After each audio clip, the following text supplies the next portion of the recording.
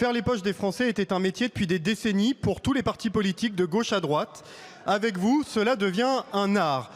Un métier d'abord en augmentant les impôts de 25 milliards d'euros comme en 2025 ou en tentant d'augmenter les impôts existants comme les taxes foncières avant que Marine Le Pen n'intervienne pour vous en empêcher. Un métier toujours quand vous créez ou augmentez des impôts sur les impôts eux-mêmes. Rappelons aux Français que sur les carburants, vous taxez les taxes. Mais cela devient un art quand vous pensez pouvoir faire la poche des Français de manière masquée en créant des impôts privatisés.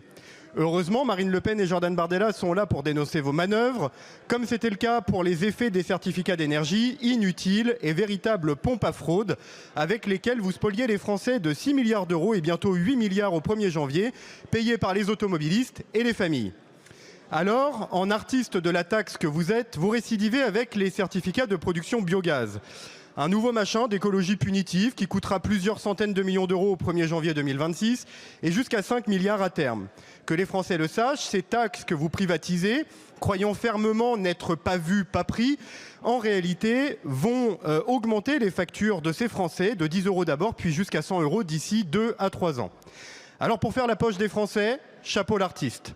Sous couvert d'écologie punitive, sans résultat écologique ou économique, vous ne faites que créer une réserve de fraudeurs en tout genre, protégés, que dis-je, adoubés par l'État macroniste.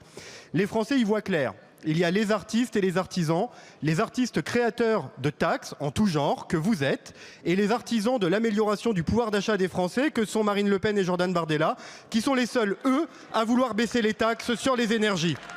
Alors ma question est simple, monsieur le ministre, allez-vous annuler ces hausses de 2 à 3 milliards d'euros avant la date fatidique du 1er janvier 2026 ? Merci beaucoup, monsieur le député.